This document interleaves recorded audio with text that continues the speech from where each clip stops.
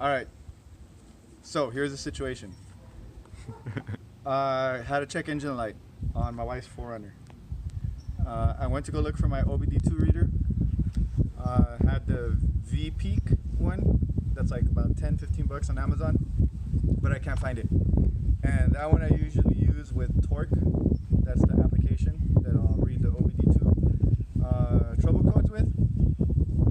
All right, but what happened is I couldn't find it, so now I had to purchase this one. So I have the Blue Driver by Lemur. All right, so this video we're gonna unpackage the Blue Driver, and we're gonna plug it in and start reading some trouble codes. All right, so let's take a look at it really quick. Come close. All right, so it opens here. All right, I already removed the plastic cover that it came with, but let's see, am I holding it upside down? Yes, I was. All right, so it comes with this. I don't know what the hell this is. Maybe it's a sticker. I don't really want this sticker on my car. All right, so it says install the app.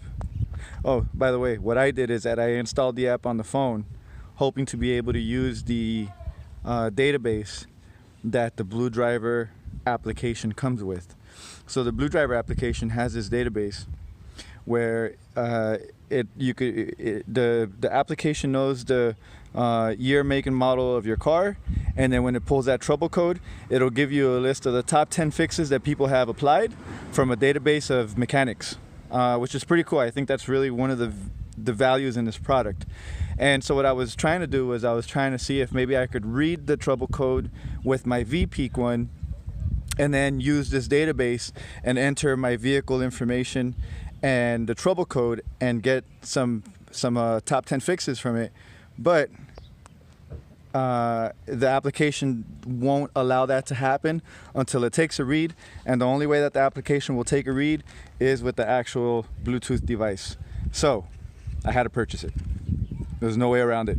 So for you guys out there in YouTube land, I'm letting you know right now, you try to install the Blue Driver application, which is available in the from the store, app store. Go ahead and download it. You're not gonna get nothing out of it. All right, so here's the Bluetooth driver. So we're gonna go ahead and make a connection and read that trouble code in a bit. Okay. All right. So I got it fired up. If you'll point the camera here to the instrument cluster, you can see all these different trouble codes. So here we got the V-track and this traction control, and then back over here there's that infamous check engine light. Maintenance, I just kind of ignore that one. That one I just don't reset it, but I do the maintenance routinely. Okay, so these were the main ones that really got my attention, was the check engine light, along with these two over here, the traction control and the VSC track. So I did some research online, because I didn't have a reader, so I just popped a question to Google. What does it mean when I have the traction control and check engine light at the same time for a 4Runner? And I put the information of the 4Runner, and most common thing was the gas cap. All right, so I wasn't really expecting it to be a big deal. At this point, it's not a really big deal, but I did get a chance to fire up the app. So if you'll go ahead and show my screen here again, and if you could get the best view of my screen. All right, so one of the things that I thought was pretty cool, vehicle info. This was actually a surprise to me. I thought that I was gonna have to manually enter all this vehicle information, but when I clicked here, it already had the VIN number of the truck, and I'm sure it's pulling it from the reader from the computer. All right, so then I went down here into vehicle specifications, which I thought was actually pretty cool. We have the model year, the make, 4Runner, Toyota motor. It even has the engine spec. It has a 1G RFE engine, an engine I'm familiar with. Right, so it has all this information that I didn't have to put in. It pulled all that in from the system itself. So that was pretty cool. So then the other thing that I did, reading the codes, it did take a while. What I did was I clicked all system modules, which took about 3 minutes while I was waiting. Let's see if it still has those. Did I save that report? No, I didn't save that report. I should have saved that. So, anyways, we're going to go ahead and read those codes one more time. In this process here, scanning, you see it going up. When it hits 100%, that's when it really does take about 3 to 4 minutes to get there. So we'll go ahead and tune back in as soon as we reach 100%. All right, so here we are. So we got the scan codes once again, and you could see here one confirmed code, one pending code. So they're pretty much the same code, the P0456, which is an evap system leak. Very slow, small leak detected. That's also, they're categorized, right? So we have a couple of categories of codes. So here we have engine codes. I have 6 anti-lock brake system codes.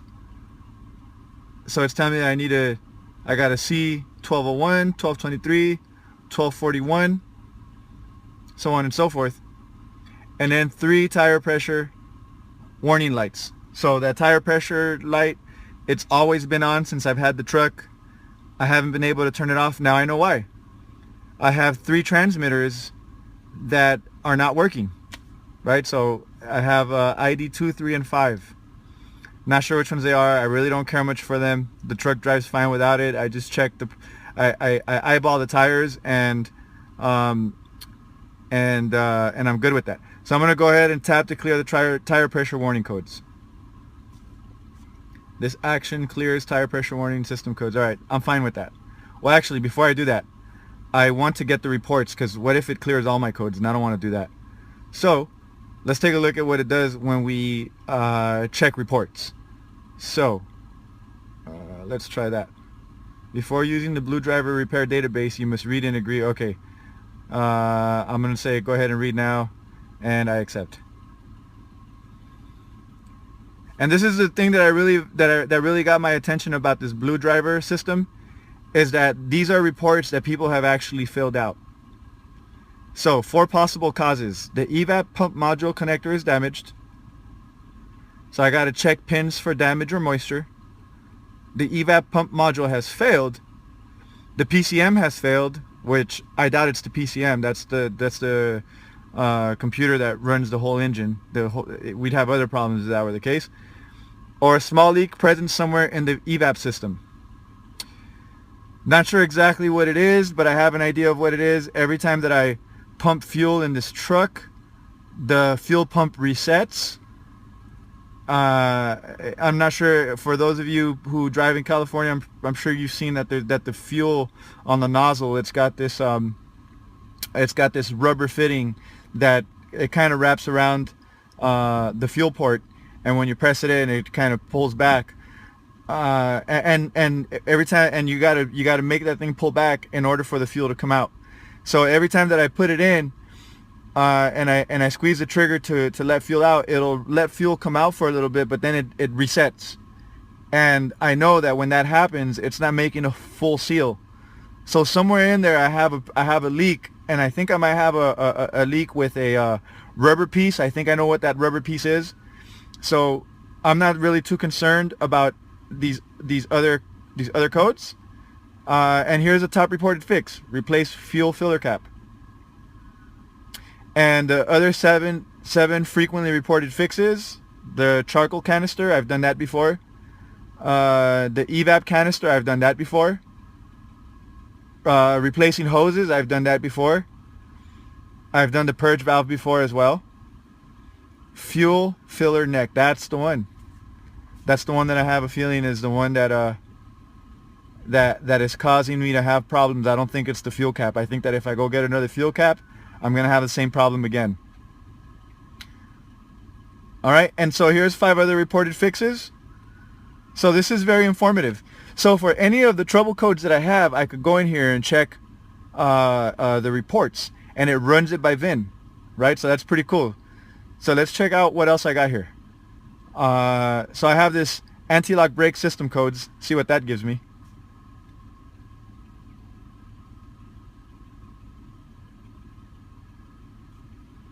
Okay, and again, this one goes back to the fuel filler cap.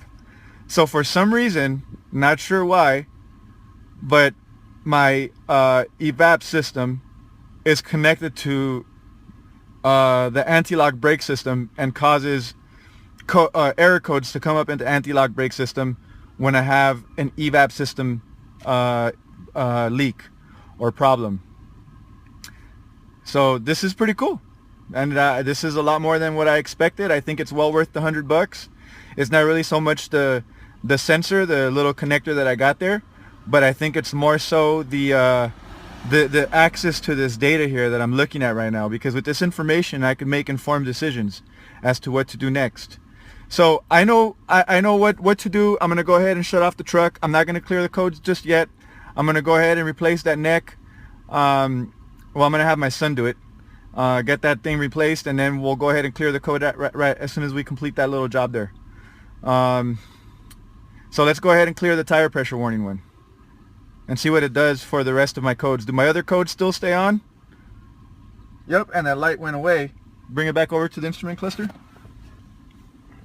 All right, and I don't know if you remember, but earlier there was a light there for the tire pressure. Let's see if I can make that light turn on again. Let's see, if I do this, it's that one right there with the little exclamation mark in it that's flashing right now. That's the one. So it cleared, as you can see right before I turned off the truck. But now it's on. That's because everything's going to be on right now. So what happens if I turn on the truck? It came back on. So it must be because I'm missing those sensors. But nonetheless, the point that I was making with this app is that as soon as I cleared it, that light went away. All right, so let's come back to the screen here. The other thing that I was interested in checking out, how I had mentioned before, is that I have the V-Peak sensor, and sorry, not sensor, ELM327 OBD2 reader. And what happened, or sorry, not what happened, I lost that one, but what I wanted to check is to see what happens if I open up torque, which I used for that other one. So let's see if it reads. I might have to do some setup here. Let's see. Let's go to settings. I had it set up for a Wi-Fi one. This one's actually a Bluetooth. So we're going to go to Bluetooth connection type. We're going to set it to Bluetooth. Okay. And that should do it. Let's see. Let's see if it reads now. Does it connect?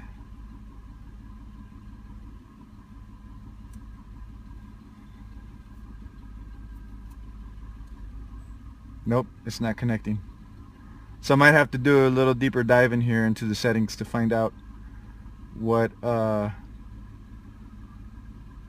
to get this Bluetooth reader to connect. Let's see, auto Bluetooth on off, only if Bluetooth is already off, faster communication, disable auto timing adjust. Okay, boost calculation method, scan tool, net OBD link power savings. Update trip distance only when connected. Wi-Fi, USB. Yeah, so it looks like it should connect. So maybe if we quit and restart it one more time. No Bluetooth is paired. Please pair one of the Bluetooth adapters. Oh, okay. So let's see. It looks like the Bluetooth reader that we have, that comes, the Blue Driver one, only gets started, or it only calls for it when I use the Blue Driver application, which is actually a pretty smart thing on behalf of the guys who developed that application. But let's see if I could get it to connect this way. All right, so my Blue Driver is connected. Let's see. It doesn't do anything when I do that. Let's see, Blue Driver. What's going on there, Blue Driver? It doesn't show the connected Bluetooth icon though. That's the thing. Alright, let's turn it back on. Let's see if it gets Bluetooth now. No, not the jacket. I need that Blue Driver connected. Why isn't it not showing here in my paired devices? Yeah, so there's something about that Blue Driver that it will only work with the Blue Driver application, as far as I can see right now. I'm trying to make it work with other OBD2 applications, but maybe there's some setting. Maybe I just need to uninstall the whole application. See what I did when I fired up the application. You see the instructions that came with this thing. Where are those instructions at? Right here. All right, so these instructions say install the app, which I did. Plug in the blue driver sensor, which I did. Pair Bluetooth. I skipped step 3. I went straight to step 4. And what happened is that as soon as I launched the application, it looked for the Bluetooth driver sensor, and it connected. So I think what I might need to do is uninstall the app and follow the steps in this order: 1, 2, 3, and 4, versus 1, 2, 4, 3. Which, you know, sometimes we tend to do that, where we think we know what we're doing, and then we just skip a step or two, and then we have to come back and do things over again. And so that's what might have happened. Anyways, hope you enjoyed the video. Hope it helps you in your troubleshooting sessions when you're troubleshooting your car. I really encourage you to, you can go ahead and focus on me now. So I really encourage you to pick up either a blue driver or another OBD2 reader for that matter. If you ain't got the $100, you can pick them up on Amazon. They're like about $10, and then about another like $9 to have it shipped. You can have it within a few days. If you don't mind the wait, you could probably get them for about $2 from China, and it'll come like in 3 months from now. But have it. The application is free to download. Anytime you get a check engine light, don't just go in there and clear the light. Go in there and find out what the problem is. And then you always have resources. You could say, hey Google, what does this code mean for my model of car? And you could put in whatever model you have, and I'm sure that something will come back. And so all those things that I was mentioning about jobs that I've done, like the evap canister, the evap valve, the hoses on the evap system, I've troubleshooted all those before as a result of doing searches on Google from reading the codes on my own car. And guess what? It worked. It paid off. I didn't have to pay a mechanic. I didn't have to pay expensive fees. It was like a few bucks, the hose, and in one case I actually had to put some silicone. I went to go borrow tools from AutoZone. AutoZone will loan you tools. You just pay a deposit. You get your money back. I borrowed a hand pump, and I saw that there was a leak, and I fixed it with silicone, and it was really like about $3 to fix. And I honestly don't think that the mechanics would have found that one right away, because that one was it was one of those like deep somewhere in like the evap system type of code. So the point that I'm making is get yourself a Bluetooth driver. Look into the problems yourself. There's a lot of information out there. It doesn't take much, and then you'll find what people have done to fix it. Watch a YouTube video. Like once you find out what the code is, go on YouTube and see, hey, how did the last guy fix this problem on this car? And I'm sure that you're gonna get some hits. Watch the video and see what it takes to do it. You might have to crawl into the car. Maybe you could just pop the hood, or maybe you have to remove part of your fender to reach it. Whatever the case may be. If it's a simple fix, you know, you just saved yourself a ton of money. If it's not a simple fix, at least you're informed, and nobody's going to be able to cheat you out of your money and put you back on the road after you spent $1,600 and have your car break down on you again. So please, go ahead and do it. Subscribe to my channel. Blue Driver, thank you much for this product. So far I really like it, and we'll see you on the next video.